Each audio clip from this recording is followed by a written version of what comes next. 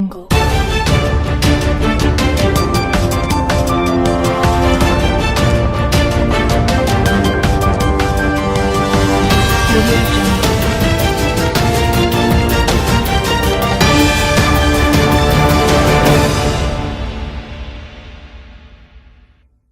కూడా చెప్తా ఉన్నాను, యువతకు కూడా చెప్తున్నాను, ప్రత్యేకించి రాయలసీమ యువతకు కూడా చెప్తున్నాను, మహిళలకు కూడా చెప్తున్నాను, మీరు దయచేసి భయపడకండి. ఈరోజు జవహర్ బాబు గారి భార్య భయపడతా ఉన్నారు. మీరు మాట్లాడితే కూర్చొని వాళ్ళ నాయకుడు కూడా మీరు ముందు ఇవి కరెక్ట్ చేయండి, ఇలాంటివి కరెక్ట్ చేయండి. మీ పార్టీ వర్గాలను మీరు నియంత్రించుకోండి. 11 సీట్లు వచ్చినా ఇంకా మీరు దాడులు చేస్తూ ఉంటే మటుకు ఉపేక్షించే ప్రభుత్వం కాదు ఇది.